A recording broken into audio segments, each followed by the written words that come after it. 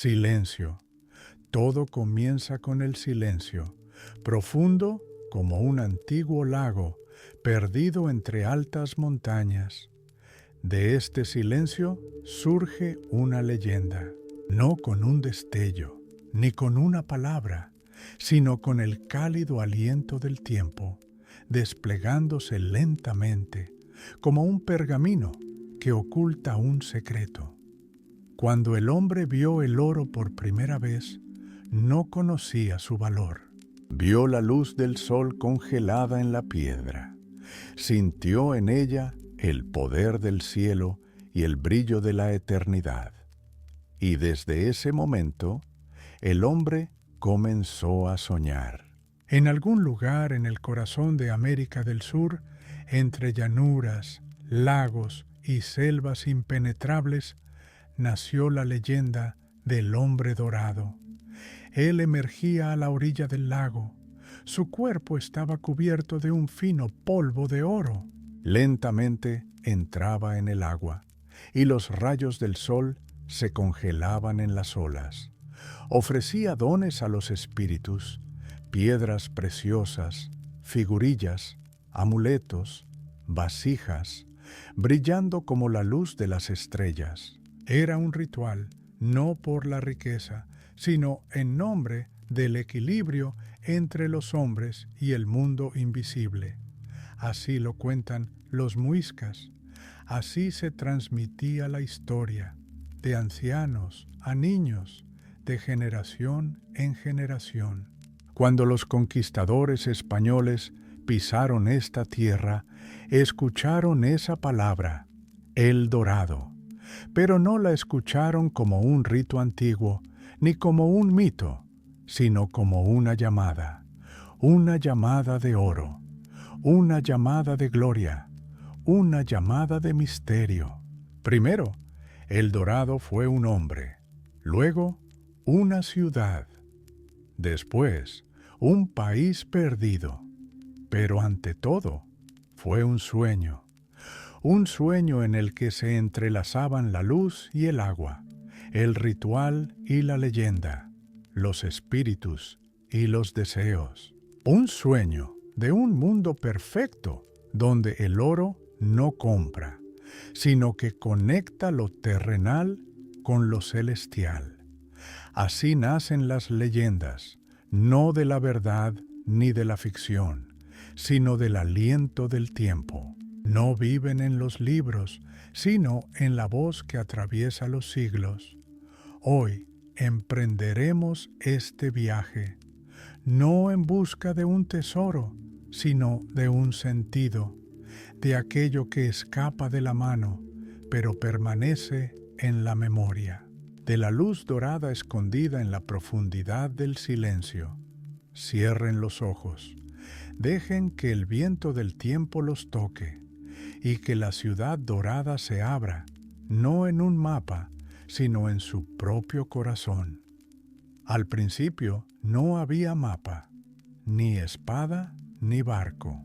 Al principio había una palabra, no dicha, sino escuchada. Nació en la bruma de las montañas matutinas, en las voces de los relatos alrededor de la hoguera, en el susurro de las hojas tocadas por el viento. Esta palabra pasó de tribu en tribu, desde los tiempos más antiguos, en los que los hombres aún vivían en armonía con los espíritus del agua, la tierra y el cielo. En algún lugar de las tierras altas de los Andes, entre colinas y ríos, se escondían pueblos que creaban rituales y mitos, algunos de los más antiguos conocidos por la humanidad en estas tierras. Entre ellos estaban los muiscas. Vivían en la parte central de las modernas cordilleras colombianas, en lo alto del mar, lejos de las costas marinas, en valles donde las estrellas descienden más cerca de la tierra. Los muiscas no tenían escritura en el sentido habitual. Su historia eran rituales, su conocimiento, memoria, su mito, un lago, agua lisa y negra como el jade, en su orilla, gente, y en el centro de atención, el cacique, el nuevo gobernante. Él está desnudo, su cuerpo está cubierto de un fino polvo de oro. Con los primeros rayos del sol sube a una canoa, adornada con joyas, figurillas, imágenes talladas de dioses. Navega hacia el centro del lago, y allí, de pie, arroja ofrendas al agua, objetos dorados, como símbolo de unidad entre él y lo invisible. Después de esto, se zambulle y desaparece, y luego regresa, renovado, reconocido y aprobado.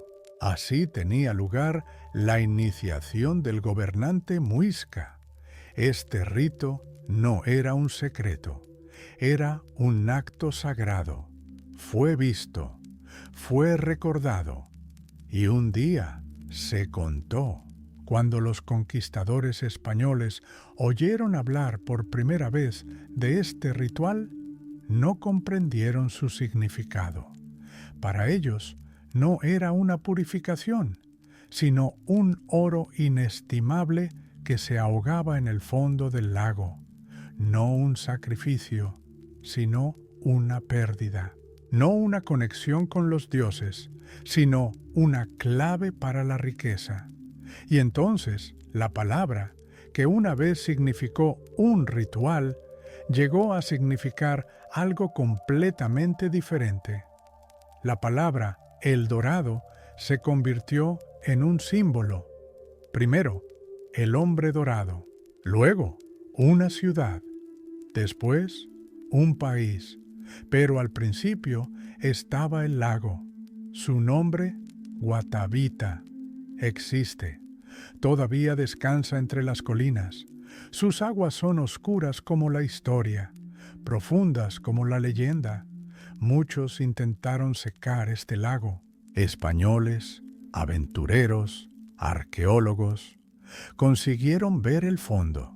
Incluso lograron encontrar artefactos, delicadas figurillas de oro, imágenes de animales, máscaras, placas curvas, pero nunca el significado completo, nunca la historia completa, porque lo que vive en la memoria de un pueblo no se puede extraer, porque el ritual no se trata de oro, sino de pertenencia, porque la leyenda no se trata de un objeto, sino de luz. Y cuando la niebla se eleva de nuevo en los densos Andes, no solo transporta humedad, sino también el aliento de quienes recordaron este ritual. No sabemos cómo sonaba exactamente esa primera palabra. No sabemos cómo la pronunciaban los ancianos, pero sentimos su eco en cada historia, en cada paso, en cada mirada al lago donde brilla el sol de la mañana. Allí, en esas aguas, comienza nuestro camino hacia la ciudad dorada, no por calles de piedra, no por líneas en un mapa, sino por reflejos, por la superficie del agua, por el sonido de un aliento antiguo. Vinieron del este, con barcos, como tallados de un mundo extraño, con cruces en sus velas y espadas en sus manos. Llegaron a donde el sol se levanta sobre las montañas y los ríos vagan por la tierra como seres vivos. Eran personas nacidas al otro lado del mundo, en reinos donde el oro había sido durante mucho tiempo la medida del poder. Los guiaba la fe, los consumía la sed de gloria, pero sobre todo los atraía un sueño de una tierra donde todo reluce, donde incluso el aire está impregnado de riqueza. Buscaban una nueva ruta a la India, pero encontraron el nuevo mundo. Y con sus primeros pasos en lo desconocido, escucharon: en algún lugar aquí hay una ciudad hecha completamente de oro. Fue una época en la que los antiguos imperios se desmoronaban. Cuando el imperio inca, con sus templos y terrazas, cayó bajo el asalto de un puñado de hombres con cañones y caballos. Cuando las leyendas, transmitidas durante siglos, se convirtieron en presa. Y entonces, en esta frontera cambiante entre la realidad y el sueño, el nombre de El Dorado resurgió, pero ahora sonaba diferente, como un grito, como una llamada, como un mapa dibujado no en papel, sino en la mente. Los españoles escucharon diferentes historias, que en algún lugar en el corazón del continente, una ciudad de oro estaba escondida, que sus calles estaban pavimentadas con joyas, sus templos brillaban como el sol y sus gobernantes resplandecían en esplendor. Cada nueva versión hacía a El Dorado más hermoso, más inaccesible, más deseable. Uno de los primeros en creer en este sueño fue Gonzalo Jiménez de Quesada. Remontó ríos, condujo tropas a través de selvas y pantanos. Su viaje fue largo y cada árbol, cada piedra se convirtió en un paso hacia lo desconocido. Pero El Dorado retrocedía, no se acercaba, sino que se le escapaba. Era como más allá del horizonte, como un espejismo, y sin embargo, llegó a las tierras de los muiscas, vio el lago Guatavita, escuchó las leyendas y creyó que estaba cerca. No encontró la ciudad, pero encontró oro. No oro urbano, sino oro ritual. No en muros de piedra, sino en manos de sacerdotes locales. Y esto fue suficiente para que la leyenda se encendiera con nueva fuerza. Otros siguieron. Algunos buscaban gloria, otros sentido, pero todos oro. Y con cada nuevo destacamento, con cada nueva historia, El Dorado se volvía más claro en la imaginación, pero menos accesible en la realidad. Sus fronteras se expandieron. Su ubicación cambió. A veces estaba en Colombia, a veces en Venezuela, a veces en Ecuador. Se movía en el mapa a voluntad. Se convirtió en una leyenda que alimentaba conquistas. Pero en estas historias no solo había un deseo de riqueza, había algo más. Algo en El Dorado hablaba a la gente de un lugar perfecto, de una tierra donde todo brilla y donde uno puede volverse inmortal a través de la posesión. Esto no era un reflejo de una ciudad, sino del alma humana, la necesidad de creer en lo inalcanzable. Y así fueron los españoles. Fueron cada vez más lejos, y la leyenda se hizo más amplia. Y en estas selvas, en estas montañas, bajo la lluvia y el sol, el mito comenzó a vivir su propia vida. Ya no pertenecía ni a los muiscas ni a los conquistadores. Se convirtió en el aliento de la tierra misma. Todavía está allí el lago Guatavita, un pequeño círculo de agua escondido entre las colinas, como un antiguo espejo escapado del tiempo. Sus orillas guardan silencio. Las hojas susurran al ritmo de viejas canciones y el viento toca el agua sin perturbar su paz.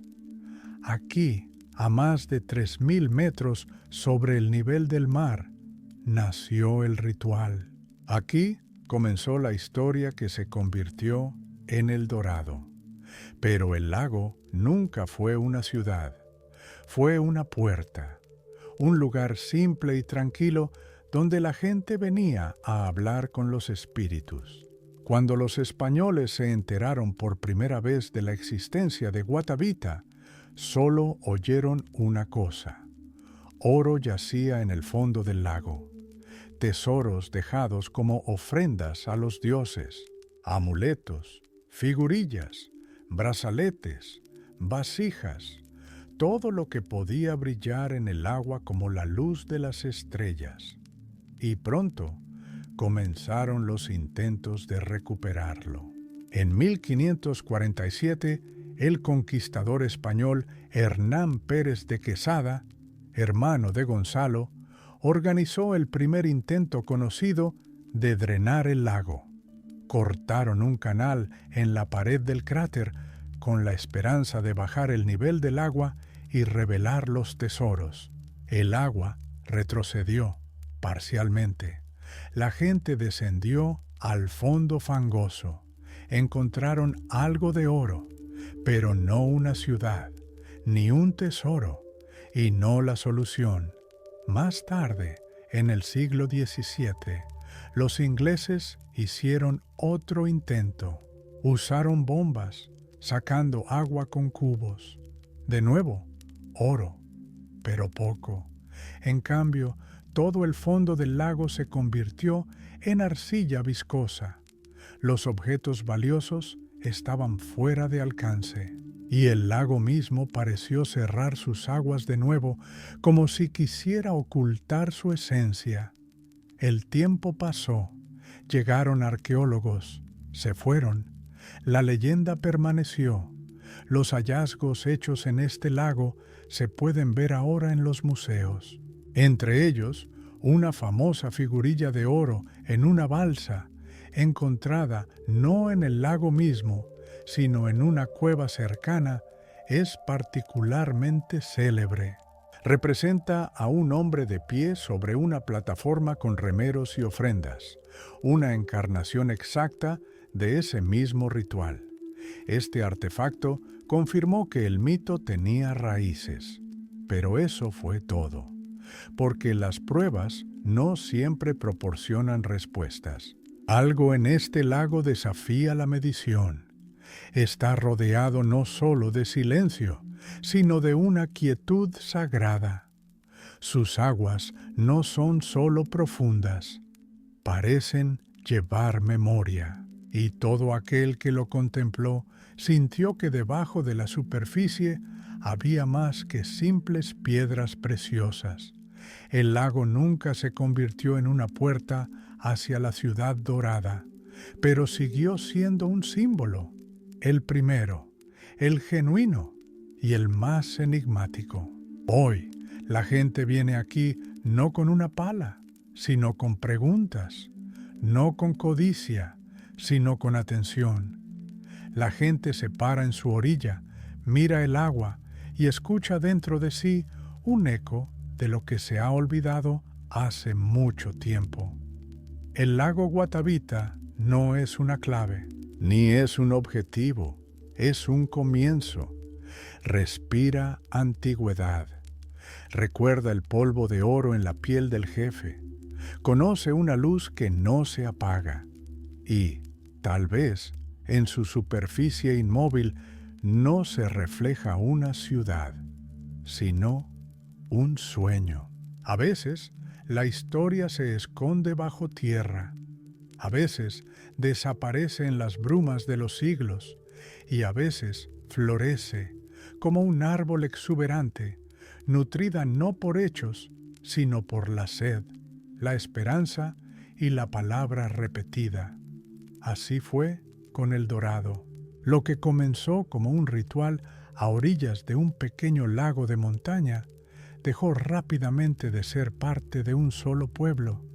Se convirtió en un sueño compartido, y con cada nueva historia, con cada recuento en otro idioma, en otro campamento, junto a otra fogata, El Dorado cambió. Ya no era solo el hombre dorado, se convirtió en una ciudad, inusual, fabulosa, imposible. En la imaginación crecía, sus calles brillaban, los techos estaban incrustados de joyas, los templos resplandecían bajo los rayos del sol, y los habitantes vivían en eterna riqueza y paz.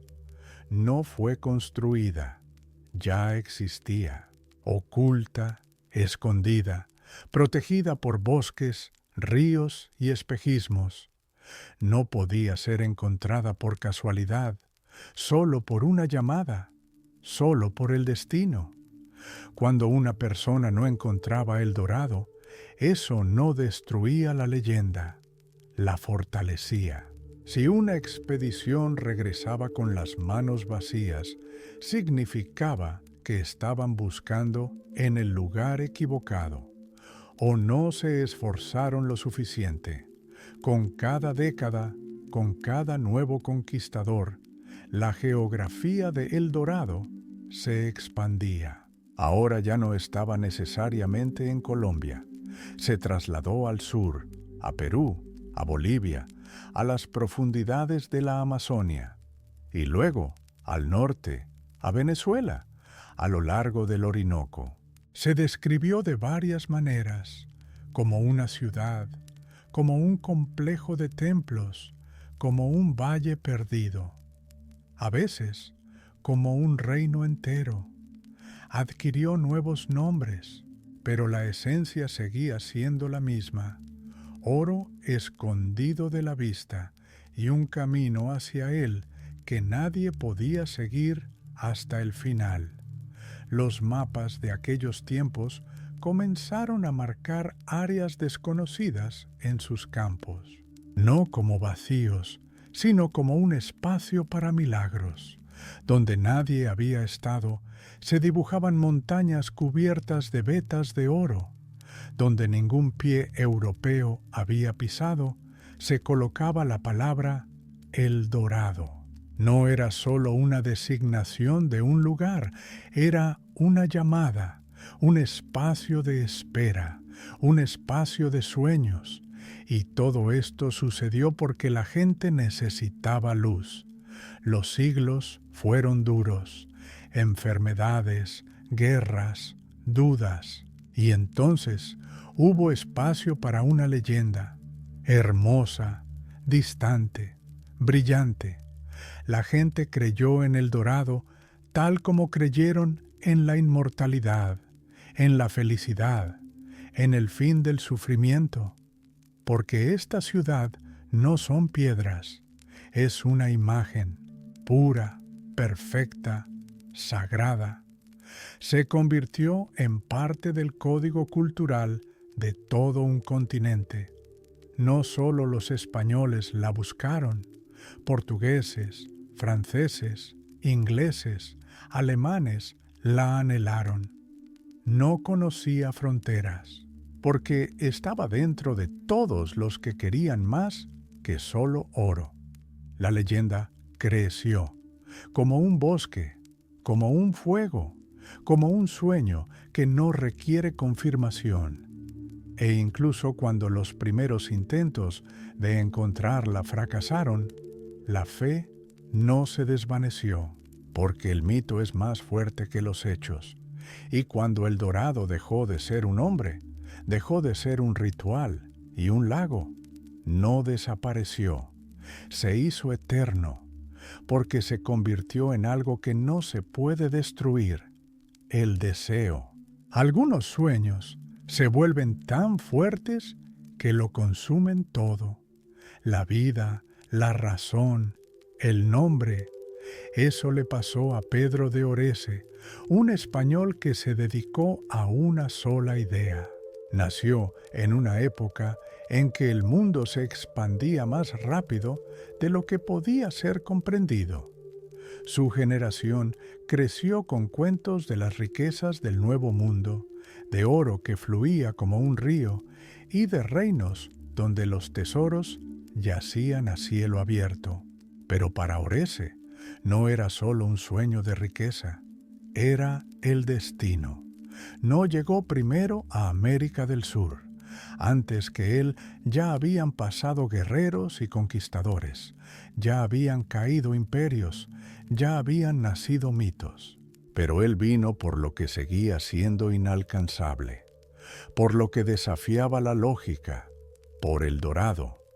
Escuchó historias de una ciudad escondida en el corazón del continente, de una tierra donde el oro no era raro, sino la base de la existencia. Esas palabras no lo abandonaron. Comenzó a organizar una expedición. Escribió cartas, persuadió, buscó patrocinadores, alentó, porque estaba seguro, él podría encontrar lo que otros no habían logrado. El camino de Orese fue largo y arduo. Sus destacamentos remontaron ríos, se perdieron en pantanos, atravesaron selvas donde ni siquiera el sol podía penetrar el follaje. Les acompañaban enfermedades, hambre y los espíritus del bosque, susurrados por los lugareños. A veces encontraban huellas, joyas de oro, objetos de culto, extraños mapas hechos no para la navegación, sino como parte de un ritual. A veces, solo silencio. Pero no retrocedió. Las expediciones se sucedieron. La primera terminó sin resultados. La segunda se cobró vidas. La tercera casi le costó la suya. Y aún así continuó. Porque en el fondo ya no buscaba una ciudad. Buscaba la confirmación de su camino. Quería demostrar que su fe no había sido en vano, que el mito no es solo ficción, sino una forma de verdad. La leyenda de El Dorado lo llevó no solo por la tierra, penetraba en su mente, en sus sueños, en sus conversaciones alrededor de las fogatas vespertinas. Orese comenzó a ver la ciudad dorada no con sus ojos, sino con su visión interior. Imaginó calles cubiertas de luz. Imaginó la niebla matutina elevándose sobre los templos, el río fluyendo tranquilamente a través de puertas brillantes. No sabía dónde estaba ese lugar, pero sentía que existía, porque en cada paso sentía la llamada. Un día se dio la vuelta. Su cuerpo estaba agotado. Casi todos sus compañeros habían muerto, pero sus ojos no se habían apagado. Nunca encontró el Dorado, pero murió creyendo que estaba cerca, que solo quedaban unos pocos días por recorrer, y quizás si hubiera habido otra oportunidad. Hoy, el nombre de Pedro de Orese está casi olvidado. No conquistó un país, no fundó ciudades, no llevó oro al tesoro real, pero permaneció en la leyenda, porque fue uno de los que fue hasta el final, no por oro, sino por un sueño.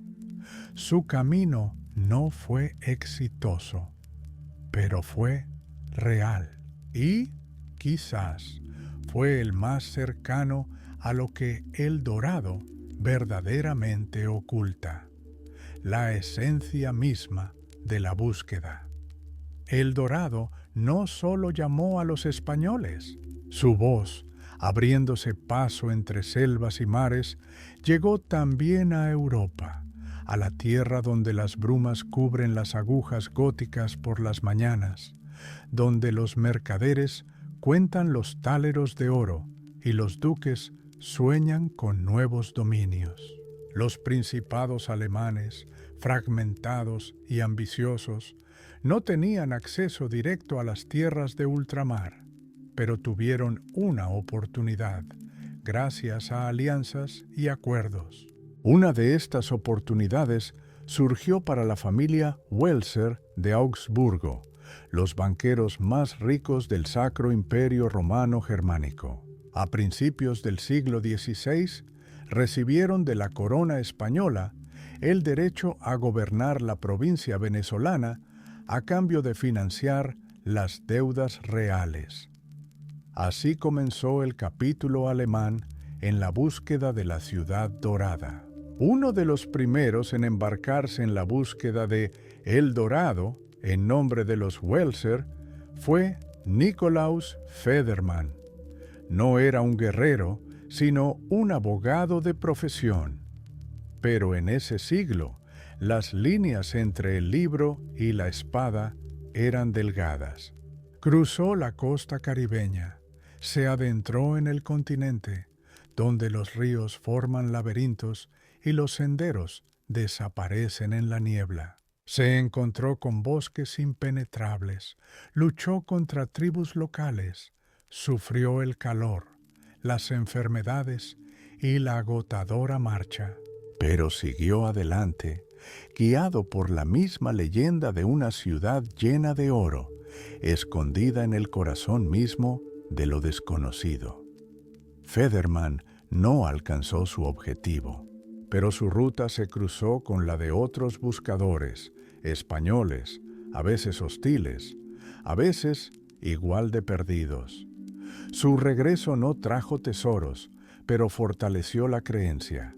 Si tanta gente busca lo mismo, debe existir en algún lugar. Tras él vino Philipp von Hutten, un joven y ambicioso noble ávido de gloria. Su expedición en busca de El Dorado fue larga, agotadora y trágica. Penetró aún más profundamente en tierras desconocidas. Se enfrentó a una feroz resistencia. Perdió compañeros y casi toda esperanza. Pero, como otros, siguió adelante, no porque supiera el camino, sino porque ya no podía detenerse.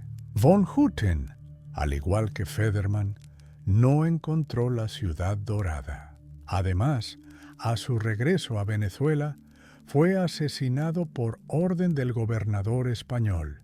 El conflicto entre los intereses alemanes y españoles se intensificó, y el sueño que se suponía que debía unir, finalmente dividió. Su muerte puso fin al dominio alemán en América, pero no puso fin a la leyenda, porque incluso su derrota se convirtió en parte del mito, como diciendo, estuvieron cerca, muy cerca, y por eso murieron. Las expediciones alemanas no dejaron fortalezas, no cambiaron mapas, pero le dieron a El Dorado una nueva dimensión, europea, intelectual, filosófica. En diarios y cartas, en relatos y rumores, El Dorado se convirtió no solo en un objetivo, sino en un desafío a la razón, la prueba de que la imaginación humana puede ir más allá del mapa, más allá de la espada, más allá de la muerte. Los alemanes no fueron los únicos que buscaron, pero fueron los que le dieron a la búsqueda un matiz de obsesión, subrayado por la ironía. Cuanto más educada es una persona, más a menudo cree en lo imposible. Y mientras sus fogatas se desvanecían en el crepúsculo tropical, en algún lugar lejano, entre las hojas, el nombre El Dorado temblaba, ya no como una ciudad, ya no como un objetivo, sino como un símbolo, una leyenda que vivió más tiempo que los propios buscadores y que, quizás, nos sobrevivirá a todos. A veces, una leyenda deja de ser una historia y se convierte en una obsesión, no un objetivo, sino un significado, no un espejismo, sino un espejo en el que uno se ve a sí mismo. Entre innumerables nombres perdidos en el polvo del tiempo, el nombre de Lohengrin rara vez se menciona en los libros. Suena ahogado, como un eco en una cueva profunda.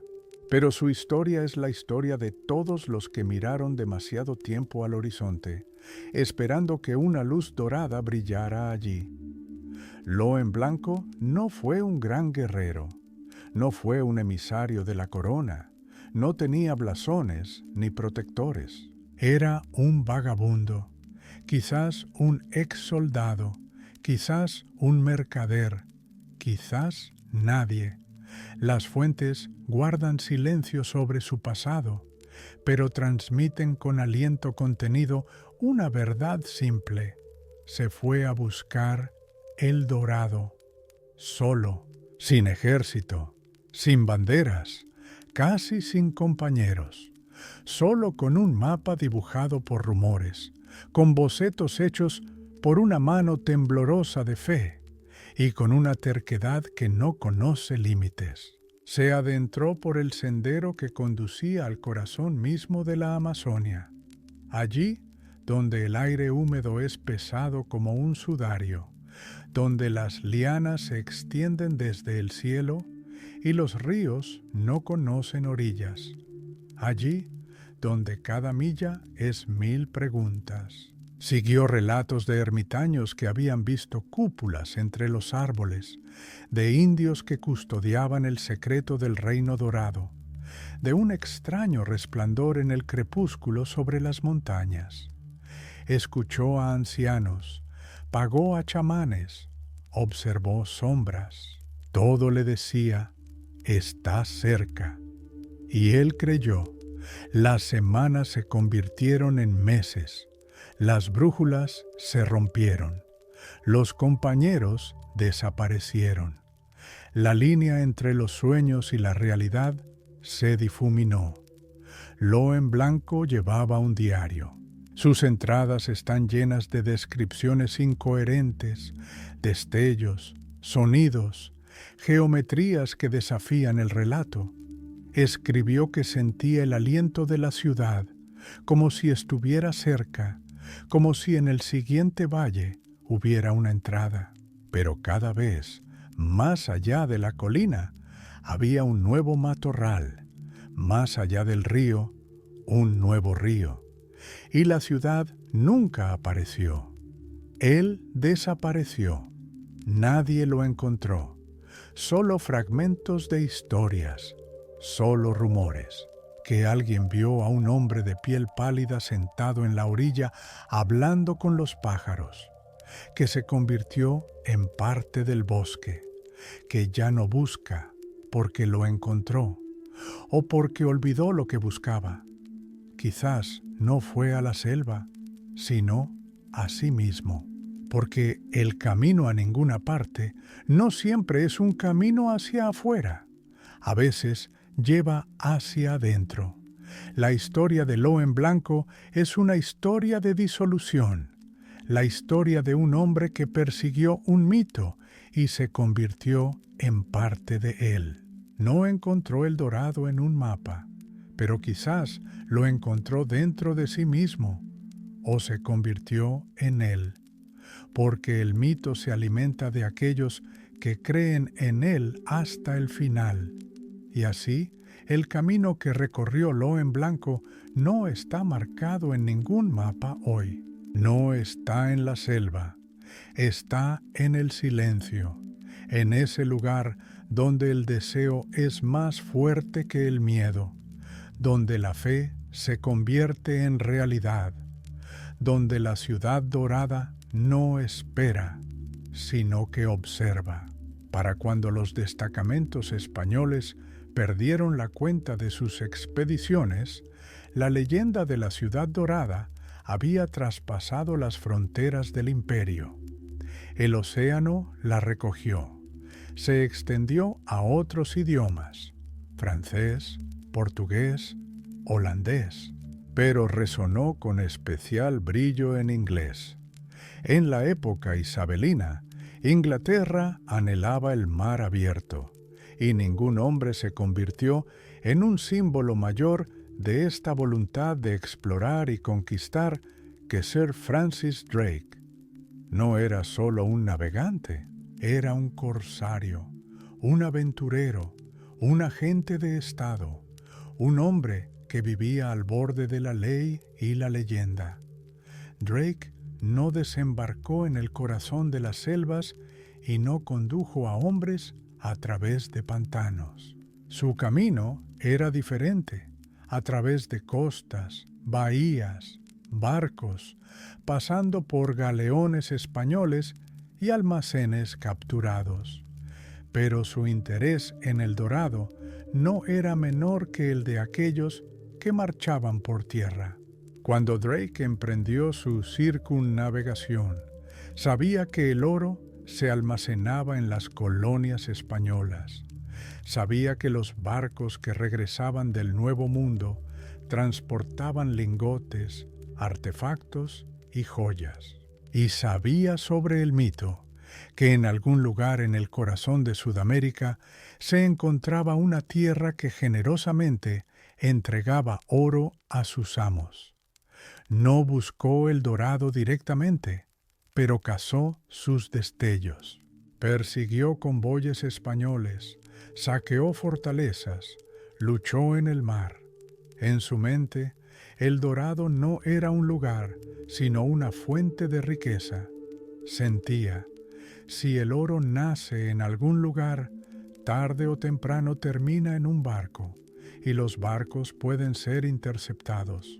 Cada ataque de Drake fue un golpe al sueño español, y cada victoria solo fortalecía la imagen de El Dorado como una fuerza inalcanzable pero real que aún alimentaba imperios. Los ingleses comenzaron a decir que España era rica solo gracias a esta ciudad dorada, que si se pudiera encontrar primero, se podría poner el mundo patas arriba. La fiebre del oro se apoderó de las mentes, y no solo las militares. Científicos, geógrafos, alquimistas, todos intentaron comprender dónde estaba la fuente. Se dibujaron mapas, se crearon teorías, se publicaron obras. El dorado pasó de leyenda oral a hipótesis impresa. Se buscó no solo con el corazón, sino también con la razón. Pero extrañamente, con cada nuevo paso, la ciencia no destruyó el mito, lo fortaleció, porque cada fracaso no significaba que el dorado no existiera, sino solo que estaba aún más profundo, aún más lejos, aún sin descubrir, y ahí residía su fuerza. Se escapaba, tentaba, no podía ser atrapado, y así siguió viviendo. Francis Drake murió sin haber visto El Dorado, pero sus barcos, sus ataques, su sed, se convirtieron en parte de la misma gran historia, una historia de búsqueda, de oro, de un anhelo eterno por lo que no se puede retener. Y en estas aguas, donde sus velas alguna vez flotaron, el viento todavía susurra, la luz todavía parpadea, no de lámparas, no de la luna, sino de un mito que no se hunde. La humanidad siempre ha dibujado mapas, primero en la arena, luego en pergamino, en piel, en papel, trazando líneas, marcando ríos, cartografiando ciudades e indicando fronteras. Los mapas ayudaban a recordar el camino, a distinguir lo propio de lo ajeno y a aventurarse en lo desconocido con un sentido de dirección. Pero El Dorado nunca sucumbió a un mapa. Se escurrió, como el agua entre los dedos. En algunos diagramas aparecía entre los picos andinos, en otros en la fuente del Orinoco, en otros se fusionaba completamente con el Amazonas, convirtiéndose a veces en un templo, a veces en un valle, a veces en un reino entero. Pero ninguno de estos mapas lo condujo. La gente trazó rutas, calculó coordenadas, comparó testimonios, pero cada vez se encontraron ante un muro, no de piedra, sino de niebla, porque El Dorado no es un lugar, es una idea, es algo que no vive en la llanura, sino en la mente, no en el bosque, sino en el corazón. No se puede marcar con un punto, no se puede dibujar en un plano, no tiene longitud ni latitud, porque comienza donde termina la realidad, donde solo queda la fe. A veces parecía que cuanto más buscaba la gente el dorado, más se alejaba, que la propia energía de la búsqueda alejaba el objetivo. A la leyenda no le gustan las multitudes, no le gusta el ruido. Se revela solo a aquellos que están dispuestos a ir sin garantía, sin gloria, sin botín. A aquellos que buscan no oro, sino luz. Un mapa que no existe no es un error, es un desafío. La humanidad fue invitada a ir más profundo, no en línea recta, a escuchar, no solo a mirar, a ir no por señales, sino por intuición. Aquellos que buscaron la ciudad dorada con una brújula se perdieron, y aquellos que la buscaron con silencio en su alma quizás la encontraron, aunque no se dieran cuenta. Quizás el dorado es un recuerdo de la edad de oro de la humanidad, de un tiempo en que el cielo estaba más cerca y los corazones más puros. Quizás es una imagen de regresar a la fuente, a algo perdido. O quizás es simplemente una necesidad, porque la gente necesita luz, no solo física, sino también interior. Y si esa luz no se puede encontrar en la realidad, comienzan a buscarla en la leyenda. El lago Guatavita todavía yace entre las colinas, rodeado de un silencio que no rompen ni los pasos de los turistas ni los destellos de las cámaras. Su cuenca circular permanece casi intacta, como una lente lisa que refleja no el cielo, sino la memoria. A lo largo de los siglos transcurridos, desde las primeras expediciones españolas, el agua en él ha retrocedido y vuelto a subir. La gente vino y se fue, los rituales desaparecieron, los sacerdotes cayeron en el olvido, pero el lago permaneció.